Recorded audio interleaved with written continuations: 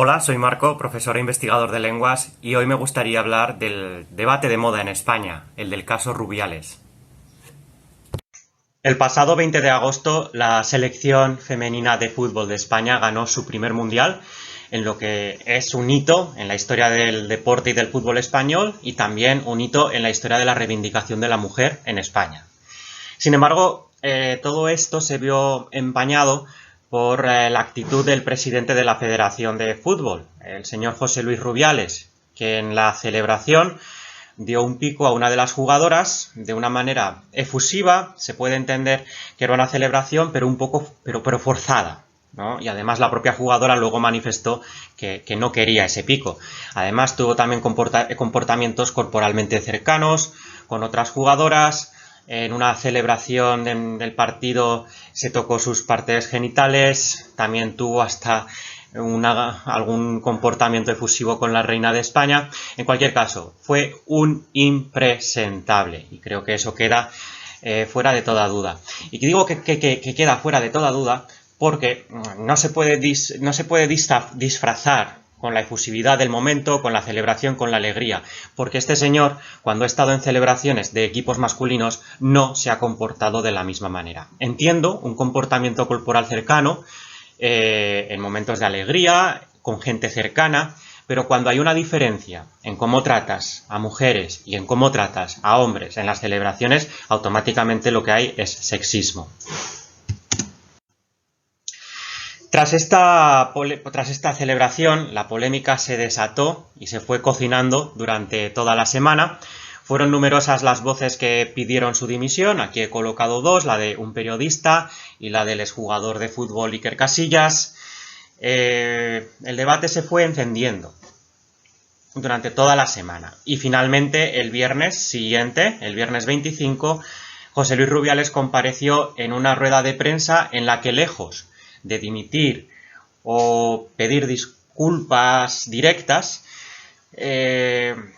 acusó a la jugadora de iniciar ella la aproximación corporal y bueno, no quiero entrar en muchos detalles, no quiero hacerlo largo, se está hablando mucho de eso, no voy a aportar nada nuevo, pero me queda la impresión de que no sé en qué mundo vive este señor, porque viviendo en el siglo XXI, tener ese tipo de comentarios, reafirmarse, intentar caer, jugar la baza del victimismo, no tiene sentido. Es como este señor en qué mundo vive. No solo no da un paso atrás, no solo no intenta arreglarlo, no solo intenta limpiar su imagen, sino que además lo empeora.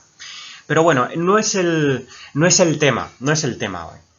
El tema al que quiero tratar es que está muy bien que no dimita.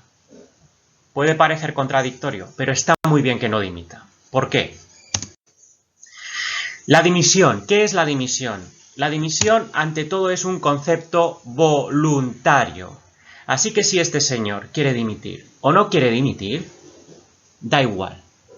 Está en su derecho de no dimitir. ¿Por qué es voluntario? Porque no quiere y ya está. Y a nadie se le puede obligar a dimitir ni se le tiene que forzar.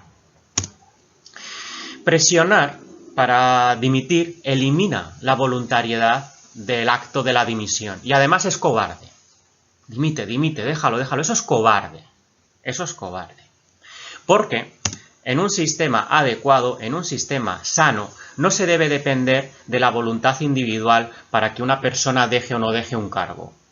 Se debe depender de cesión. Deben existir mecanismos de cesión ágiles, automáticos, ante comportamientos impresentables, como es este el caso, o a lo mejor también ante falta de productividad en el mundo empresarial, etc. Pero esa moda que se ha instaurado, ya existen precedentes de antes, pero esa moda que se ha instaurado especialmente desde el año 2010 de forzar a la gente a dimitir, es cobarde, elimina la voluntariedad de dimisión, no se le puede llamar dimisión y demuestra que el sistema falla, porque un sistema adecuado debe ser capaz de cesar automáticamente comportamientos incorrectos o en otros sentidos o en otros ámbitos, otras cuestiones como puede ser la falta de productividad. Aquí he puesto también otros dos ejemplos de tanto de derechas como de izquierdas en el ámbito político. También se puede ver esto en el ámbito empresarial, en el ámbito asociativo, en la vida cotidiana, el forzar a alguien para que deje algo.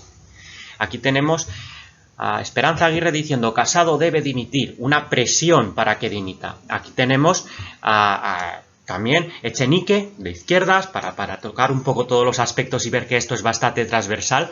Echenique debe dimitir. Vamos a ver, no presionemos para dimitir. La dimisión es voluntaria, depende de cada uno y nadie se tiene que meter en la esfera individual de cada uno. Lo que hay que hacer es cesar y tener mecanismos automáticos o al menos ágiles para cesar rápidamente a las personas que cometen unas actitudes impresentables o bueno, como he dicho, falta de productividad o por el motivo que sea, pero si hay motivo se cesa. No hay que pedir la dimisión de nadie. Una vez más, pedir dimisión es cobarde y pedir dimisión demuestra que el sistema no funciona, porque la palabra clave es cesar.